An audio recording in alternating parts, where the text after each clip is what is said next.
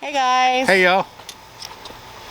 So we kind of left Vegas and didn't really do much after. We normally do an outtake, Yeah. a few things of that nature, and I'll be honest, it didn't happen. Some major things happened. Well, one major thing happened. Yeah. So woke up Tuesday morning when we were leaving and told William I was just exhausted.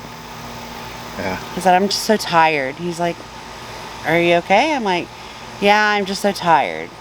And you had that drunkish feeling then too. Yep. I said, and then when I moved around, I was like, man, I feel like I drank all night. And he's like, well, we didn't. Yeah, and at that point in time, we hadn't drank since The Friday Friday, before. you know. So, what do? You just keep powering through, and we get ready, and we go to the airport and fly home. The first rare thing to me that I look back at is as soon as we got set in our seat in Las Vegas, he like put his arm like behind me on the airplane. Guys, I was out before we ever took out. She was like asleep. Like dead asleep. And when we took off from there, you know, when we was going down the runway and we actually took off, I kind of squeezed. I was holding her hand, and I kind of squeezed her hand, and she didn't even move. She was dead asleep. I mean, she was asleep. And that's just not like me. I don't sleep when we're traveling like that because we like to talk and enjoy each other. Yeah. Like it's just something we've always done. So we get to Denver. I'm like, man, I'm just still so exhausted, and we have to walk down to this other gate, and guys, I felt like it was forever away. It was.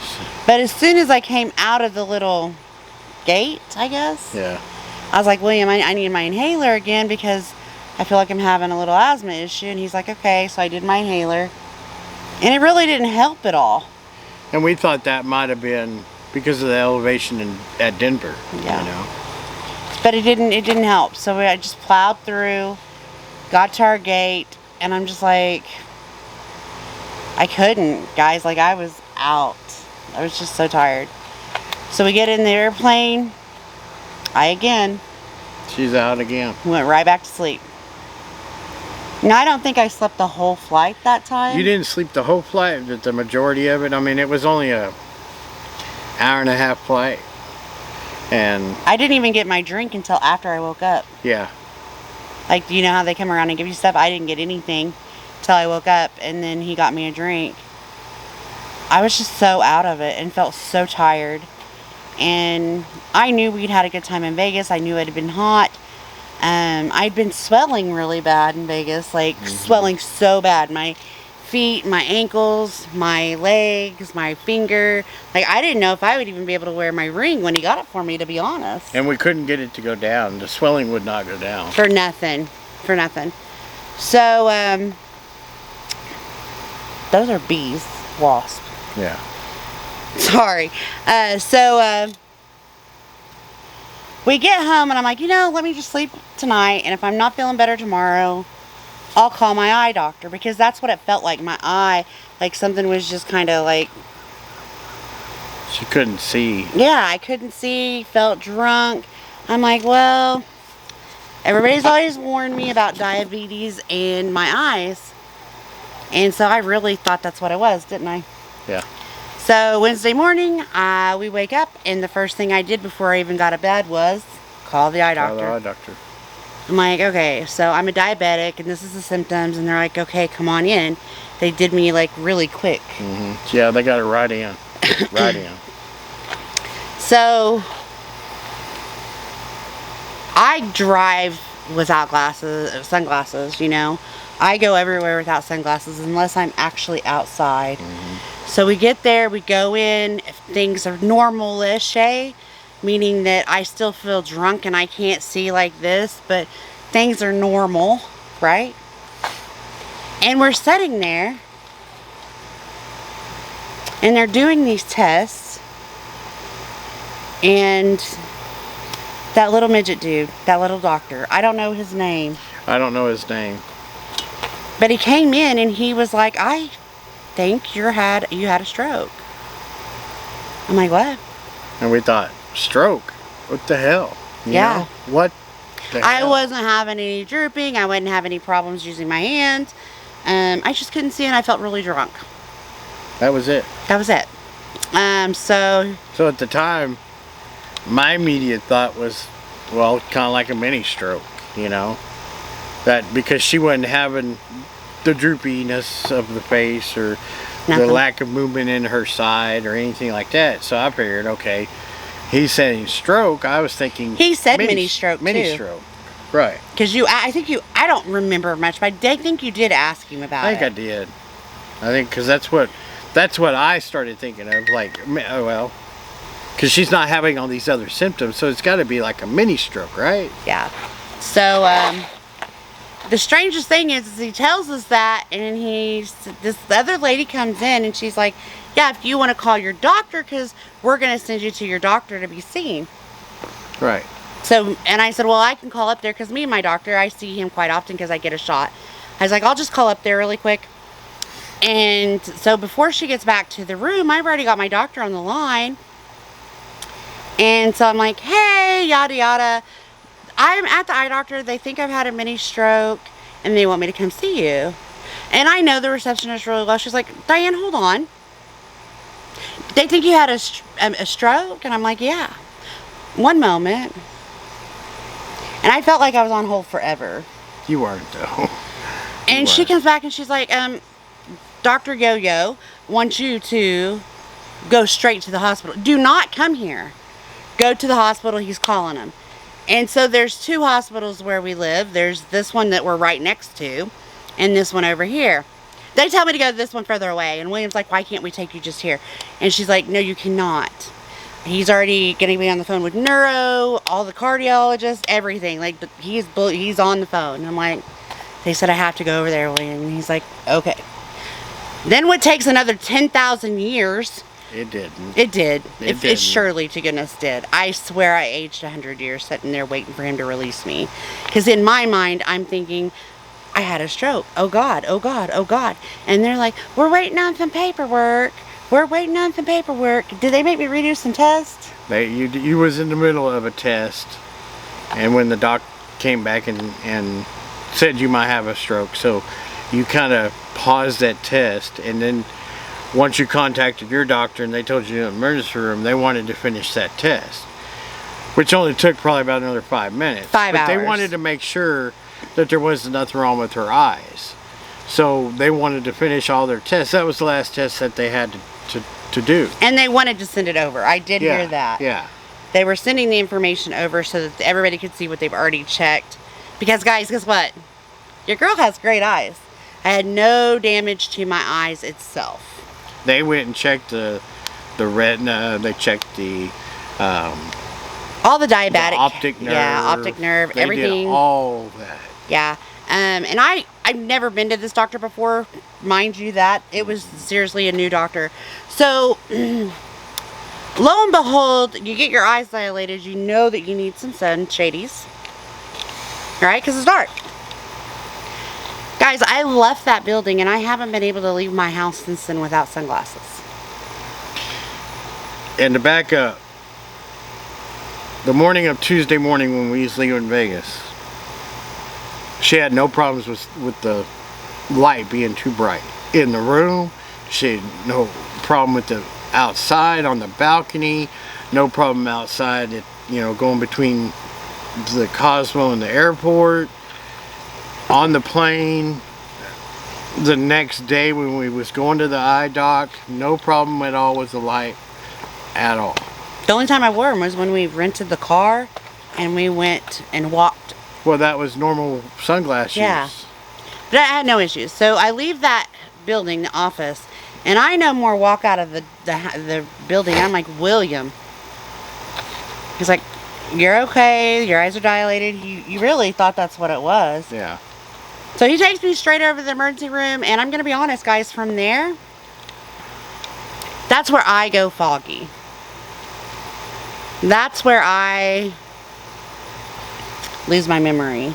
Kind of. Memory loss from that point. I don't remember if he stayed the whole day. I don't remember if Mom came. I don't remember if Becca came. I don't remember anything. I don't remember getting to the room. I literally remember nothing. I remember us having a conversation about them saying, me and you talking about, you said, I don't know what to do. I'm just going to call and quit my job. And I told you, no. Yeah. I said, you can't quit, because if you quit and I quit, or I can't work, we're going to have zero income, and we can only live off of our savings for so long. And now I'm in a medical crisis. And like I very much, and I feel bad for that now. That was probably the one conversation that we had that she can remember. The only thing I can really remember. And why she can remember that conversation is beyond me, but it's the only thing I can remember. She can remember that conversation. I do remember my mom saying something about, if you can go through the emergency room, be right up there. Yeah, for me to find your room. Because I had, since we decided for me to go back to work, I had to go get my stuff ready to go back to work. Yeah. So I left for about an hour, and then she was still in the emergency room, and her mom was telling me how to get, because it was late in the day and the main hospital was closed. So how to get to, the upstairs where the admitted rooms are, how to go through the emergency room to get to it. Yeah. So I'm going to be honest, guys, I don't really remember much that night. They did a lot of tests. They did a lot of tests in the emergency room. They took her for a CAT scan. Oh God, I remember that first MRI. I don't remember the CAT scan, but I remember the first MRI. MRI. Because remember, they gave me a pill. Mm-hmm. I remember they gave me a pill and was like, this will help relax you. No. And right after that first MRI, they went over to and did a ultrasound. And she went through that ultrasound thinking that something was going to go down her throat, and it was just the ultrasound machine right there. But because of the medicine that they gave her for the MRI, it was messing with her thinking weird shit. And I was already feeling drunk. Yeah. Like, guys, that drunk feeling still hasn't left all the way. But needless to say, I don't remember the first night. I know the next morning, I think the neuro or the neurologist came in, and she's like, look, you've had a stroke. I'm like, well, duh, you told me that. I mean, like, I already know I had a stroke. And she's like, it was not a mini stroke. And I'm like, it was a full-blown stroke. What's it mean? She's like, you have some damage. Now, the problem is when we did that initial MRI, we didn't do the next 10-minute loop to figure out where your damage was. Well, wait a minute. You mean to tell me you had me in there and could have done all of that in 10 more minutes, and you chose not? Never mind.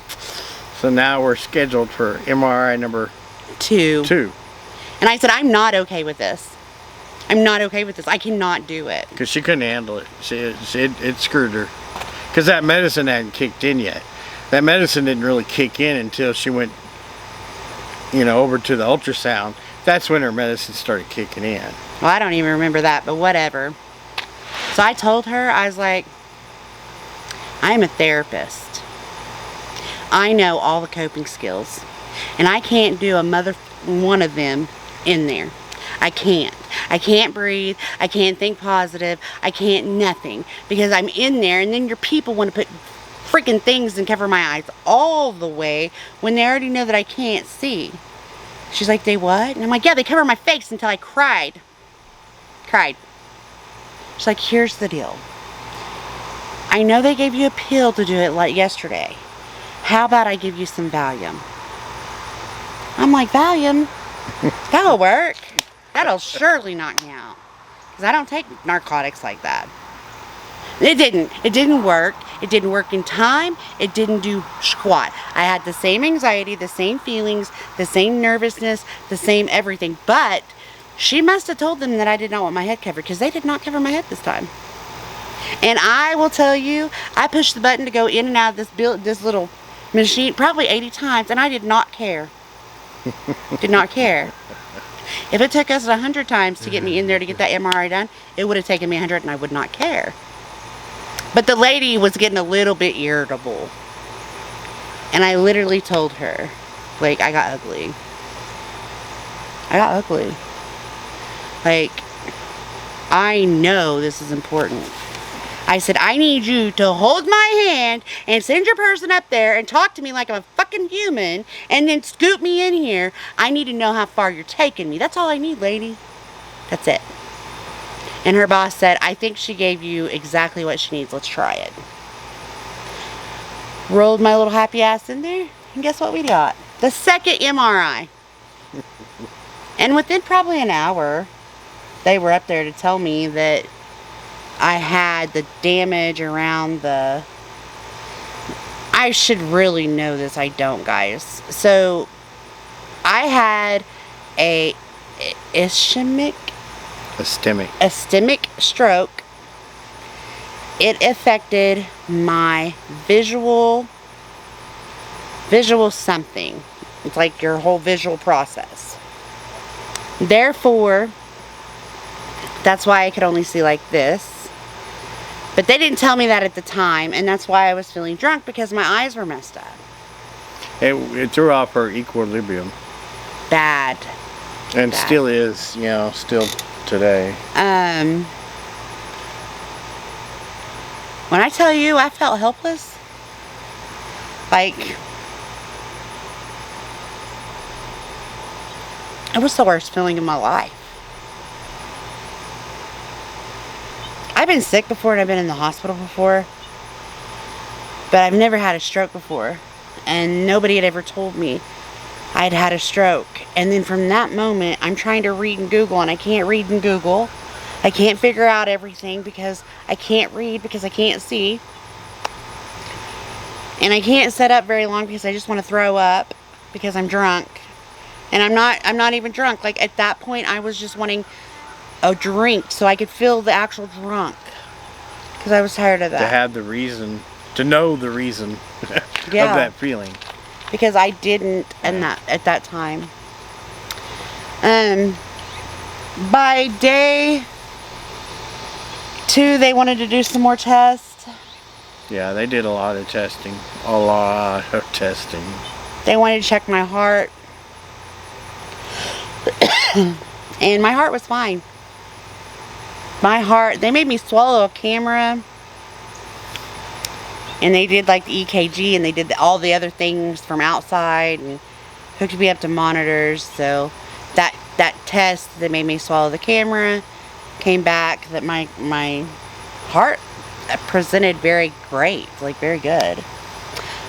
So they I guess the nurses were short-staffed or something, but by day 3, I was like, okay, I'm leaving this joint, because they was done. They had already withheld some food from me, and I was hungry, because we didn't eat that morning that we left. Right. Didn't eat all day, but anyways, and then I'm in there for a stroke, and my blood pressure's high, and you know where they have my cuff? You know where they have my cuff? On the bed.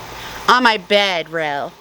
And here's my machine just going, and the alarms go off, and nobody comes in. And I'm like, well, this is shitty. So if you're not going to be taking care of me, I might as well not be here. So Mind you, when I did the MRI the day before, she told me once I get the results back on this Friday, you can go home. And then they wanted to keep me longer. I said, no, not happen, won't do it. So I went home and I don't know. I don't really remember much. Yeah, it's been a fog ever since. And it's hard. And just like right now, we're recording this video a month and a week after. Not even a week. A month and, yeah, I guess about a month and a half. Month and a week. Yeah. After. And still to this day, it's not. She still has that fear of the drunk feeling and not knowing what's going on. Or when it's going to end. Or... And it sucks. It's hard. I feel very vulnerable. And I don't understand still. I've went to a cardiologist and we're looking to do another kind of heart test, but I'll wear it for long term. Because they're going to stick a loop. Oh, they call it a loop. It's just loop a recorder. monitor. It's just a monitor that they stick inside of her, and it monitors her heart. Because here's the rationale that they have, the thought process. And my heart doctor explained it really well. He's like, you're very young, your heart looks good. We're not seeing any signs. Like, my blood pressure was high, but it wasn't 200 over 199. You know, it wasn't good. I'm not saying that, but it wasn't way, I don't feel that it was extreme. Right. So he's like, the only thing that I can think is that sometimes we have blood clots and your heart should be pushing them through normally. And if you have a AFib, like where your heart beats erratically or something, then what will happen is that your heart will beat irregularly. It'll throw a blood clot, and it travels to your brain, which is his thoughts on what happened. Okay. And then there's another theory out. We're waiting on a test. Oh shit, we're supposed to go take that today. Oh yeah, we'll do it tomorrow. I've taken this test twice. It's labs. So in the hospital, they did this heavy duty lab panel, and they said it came back abnormal and that I had blood clots, a blood clotting disorder. Okay, so that was the first time done at the hospital. When I get out and go see my regular doctor for my 1 week checkup, he's like, that's really weird. You've never had any signs of anything like this, so we're going to do it again. Because you need 2 abnormals, I think he said, in order to be able to confirm this condition. Okay?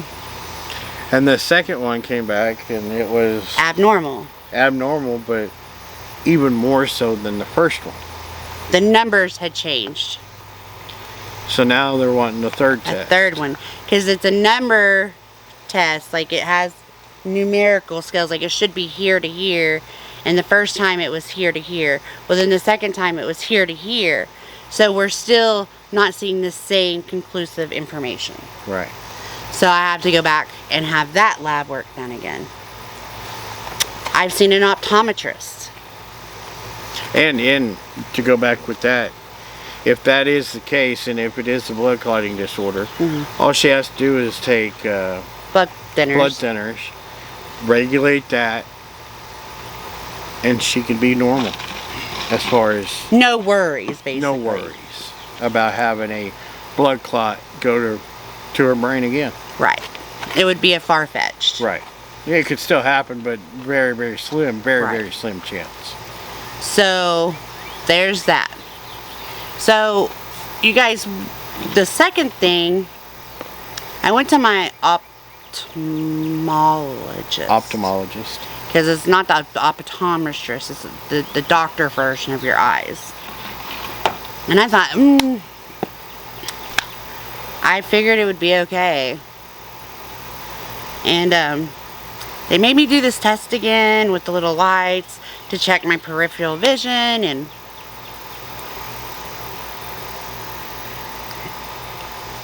I'm reading, like, we go to the room and I'm reading all the stuff good, like all the little letters on the wall, but I still hear this: you're blind in each eye on the left upper quadrant. Meaning that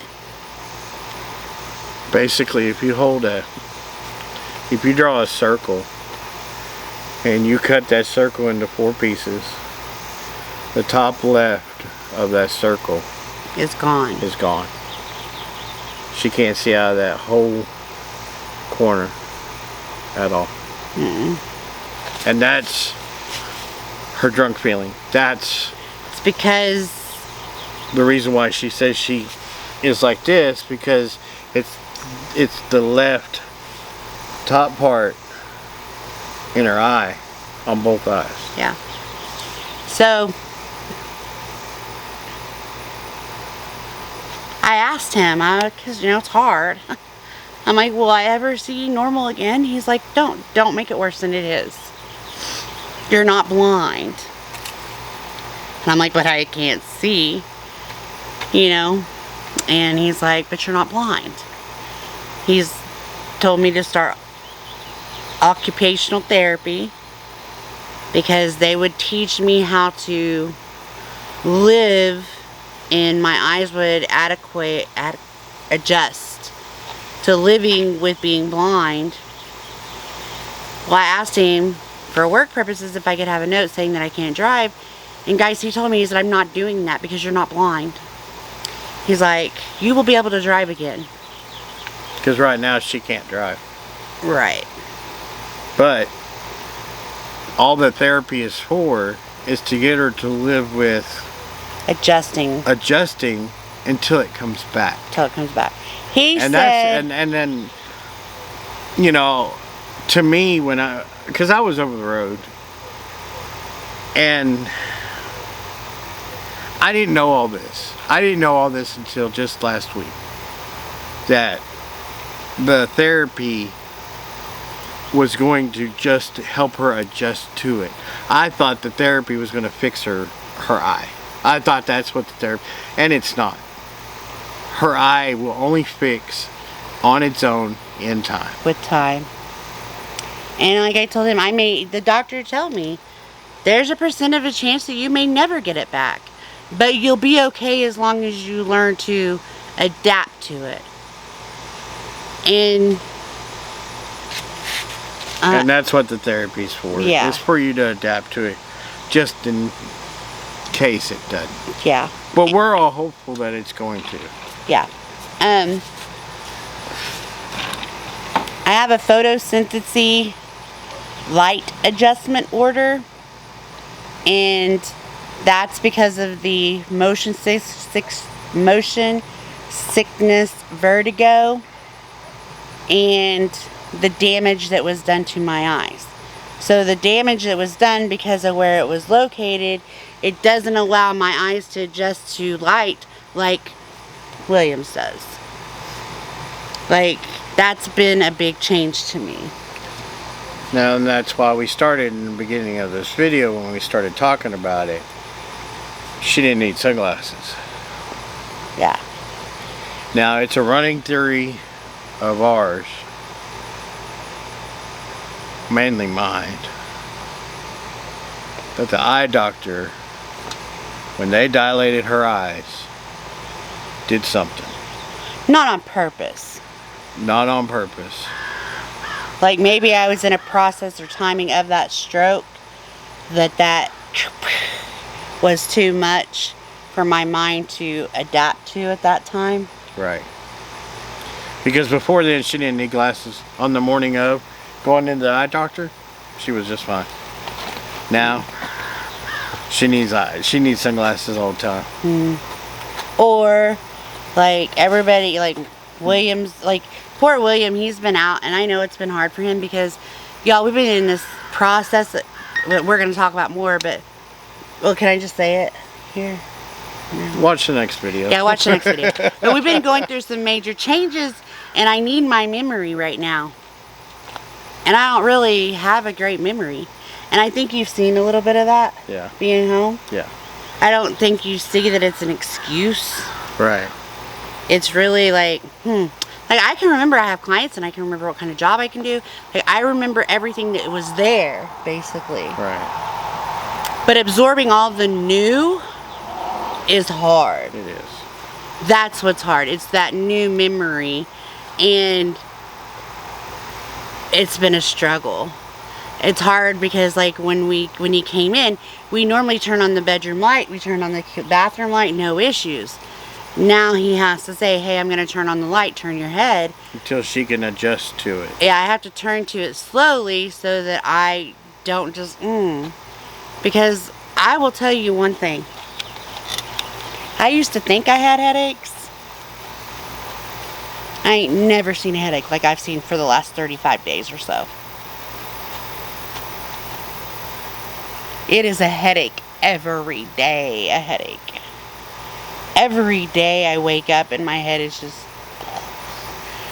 Some days are better than others. Today wasn't too bad, was it? No, you didn't complain about it at all today. It's there, but it's manageable. But yesterday morning was harder. Yeah. And because of the blood pressure being higher, she was taking ibuprofen for pain before. Oh yeah, I get a shot for my asthma. And when I first started this years ago, we tried me on just taking Tylenol after the shot, and that didn't work for other reasons, so he put me on ibuprofen. Well, now I can't take ibuprofen. So I can't take, what's that other blue pill? Aleve. I can't take Aleve. I can't take, what's that other pill? Excedrin. Excedrin is basically ibuprofen. Yeah, I can't take any of that. I can take Tylenol. And Tylenol, again, affects other parts of my body, so. She's really not able to take that at a everyday period of time. Yeah. I mean, I broke down and took Tylenol yesterday, I think. Yeah, you did. But I think it had been 4 or 5 days before I took it then. But when I tell you life has changed, and I know it has to be hard for you, especially over the phone. I hope now that you've been home and you see, I got a better understanding of what's going on. Yeah. I mean, because like I said, I left the day I went in the hospital. The day she went in the hospital, you know, so it's... And nobody come at him for that. Do not come at him for that. That was my telling him he was going to quit his job and we were going to sink very fast. And there was no need if I'm sitting in a hospital where I needed to be. Right. And they were going to keep me until I needed to be there. Right. And I had to convince him that that's how it was. Because I wasn't going to. No! Did it go away? Quit moving. There's wasp people. Okay, he's gone. But I had to convince him, like... Baby, it was a hard decision. The hardest decision I've had to make in a long time.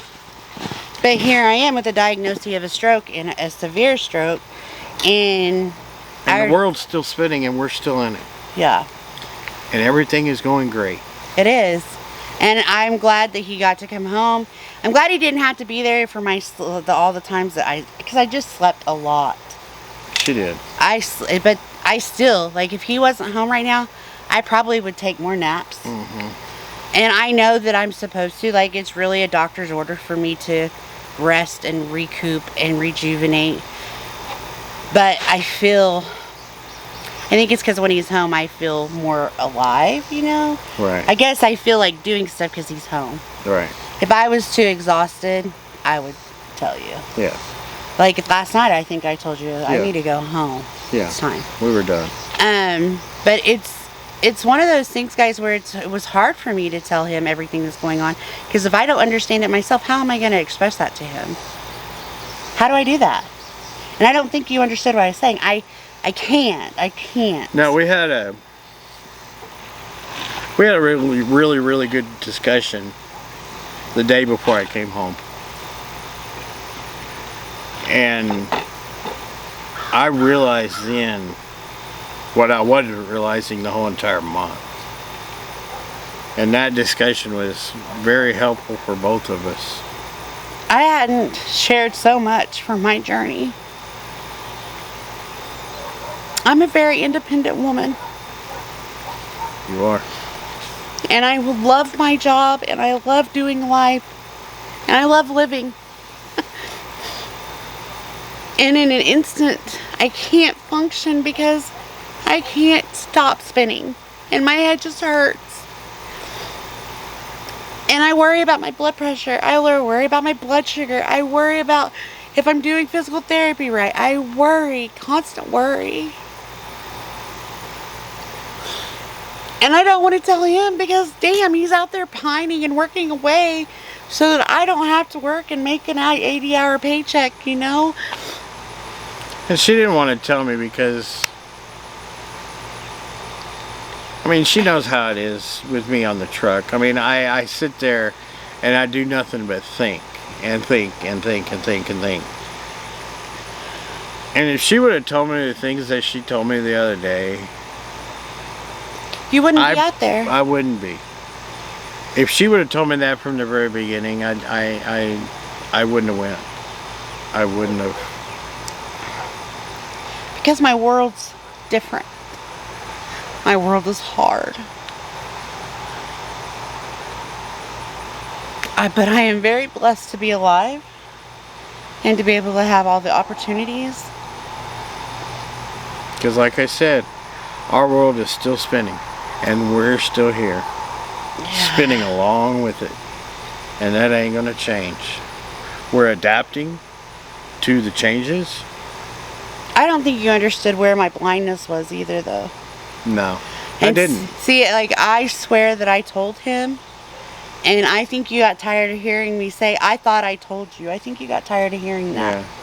But that's how it really is. But I think you've kind of seen now that all the new is what gets me. Right. It's not that I don't want to tell him.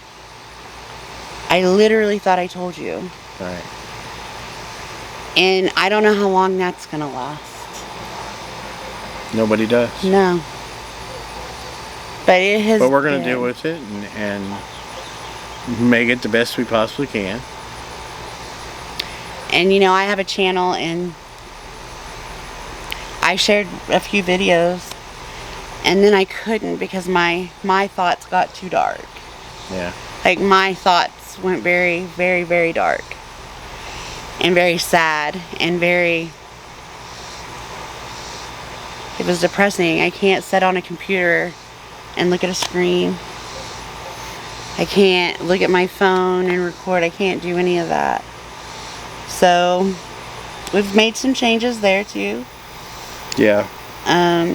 Because we think that this journey that she's on needs to be told. Because who would have thought? This journey needs to be brought to the forefront and told in a way where people can understand what the outcome, what the process, what the feelings, everything. And not only from my stance, but like yours. Yeah, I mean, I think I mentioned this before when I watch her videos on her channel. Live chats with Diane, by the way. I've learned so much throughout the year that she's been doing it. It's unreal. And just a few videos that she did on the stroke,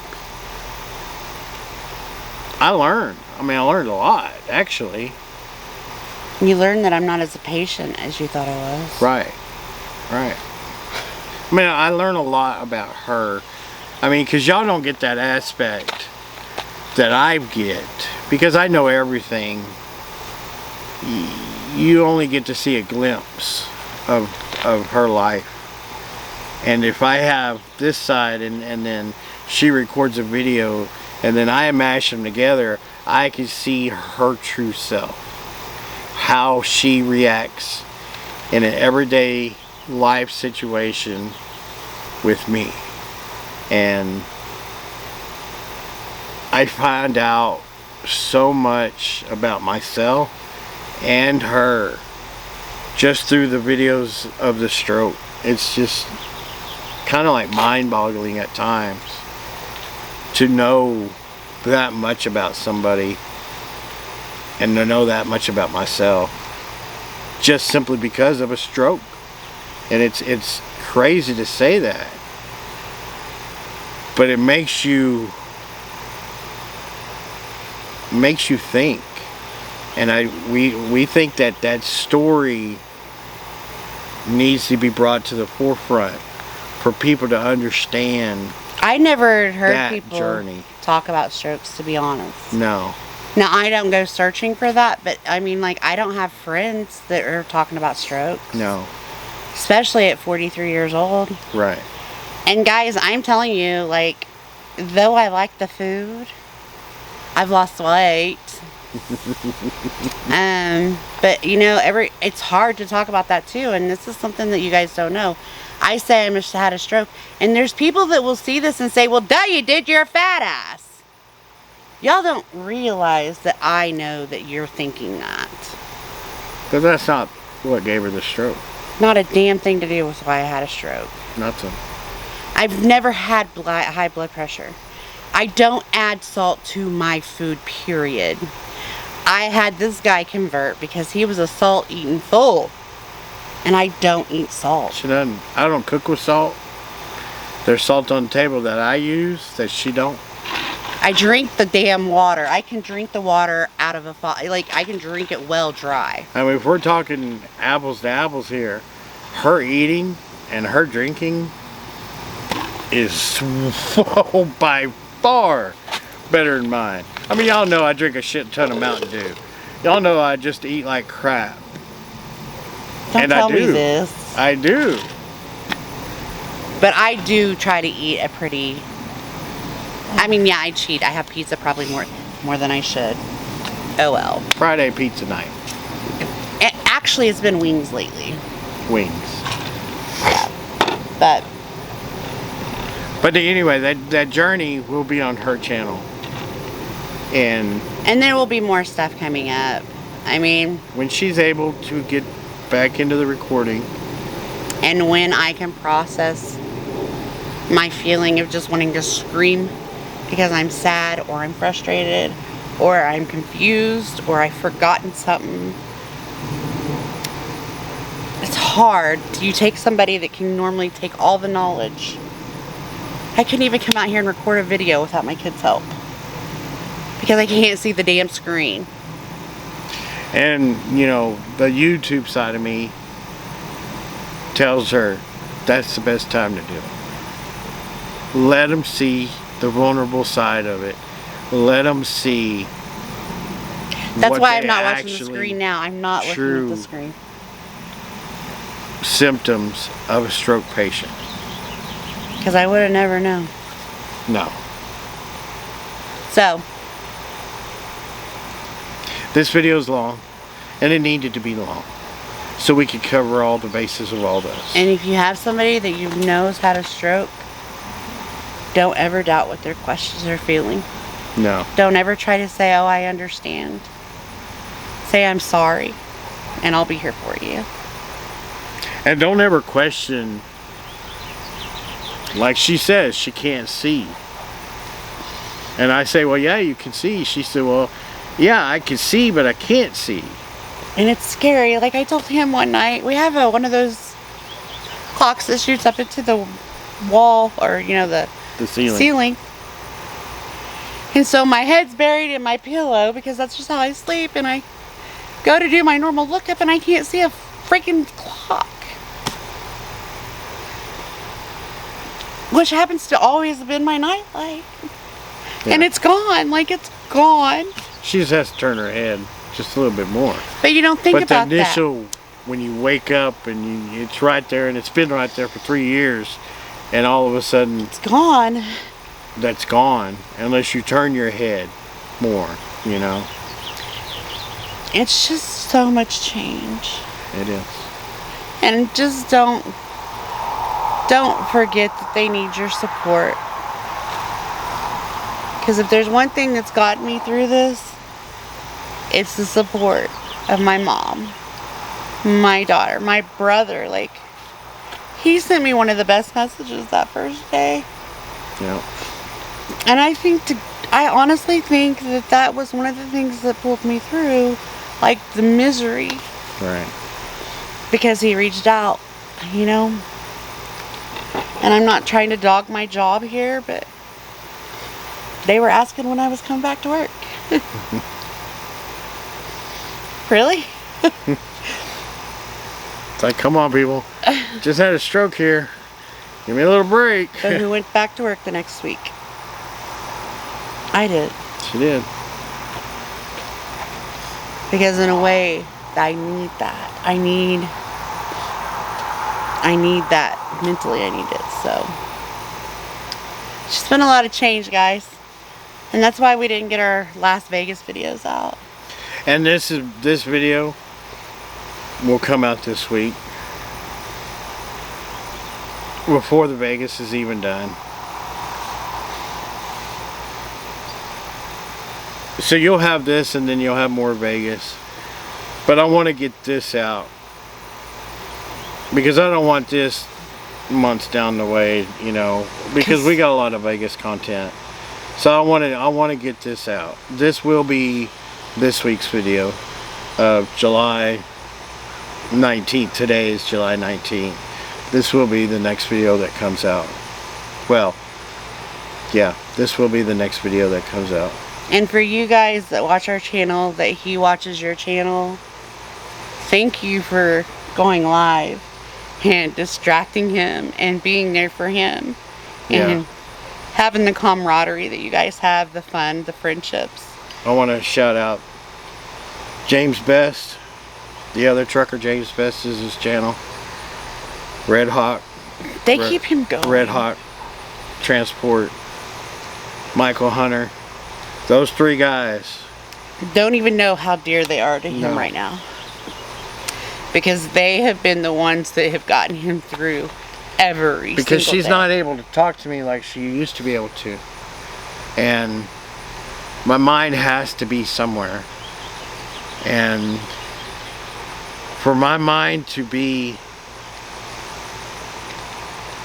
off of her because she can't talk and I don't know what's going on, into YouTube, watching videos from YouTube that have substance, that's just not just all how to fix something or how to do something or whatever. It's communication. You know, it's actual people. Yeah, and to me, that has been the biggest help. I give him hell for though. me. She does. I'm like, where's your boyfriends at? What are your boyfriends talking about?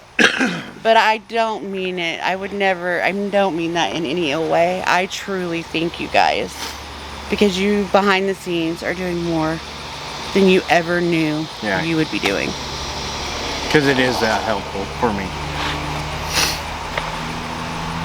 So, with that, I'm not doing this for your sympathy either. No. I want nothing from you, and that's why nothing has been said on this channel. This is a journey that needs to be told for people to understand and for information. Not a journey that needs to be told for sympathy. Sympathy. Because I don't need sympathy. No. Because I'm not down and I'm staying down. So if you want to say anything about sympathy, if you want to say I'm sorry, that's just fine. a simple sorry is more than enough. Yeah. More than enough. I'm not doing this for clickbait or views. No. I didn't want to do it at all. I pushed her to do it. And it's because I don't want to be just a person here for a view. Because the ones that are watching it are the ones that are truly care or that want to know. And the rest of them, oh well. Right. So, well, we're running out of time, my dear. We are. So, So we'll close out the video. And I want to say thank you to everybody who's going to watch this video. Everybody that's subscribed to the channel. Everybody that does say sorry. You know. Thank you. Thank you to my mom. Thank you to everybody that's in our circle. Whether you know you're in our circle or not, we know you're in our circle, and thank you. And that's why we love our people. So, please like, share, subscribe, and hit the bell. Ding, ding, ding. For future notifications. And we'll be back. Bye, guys.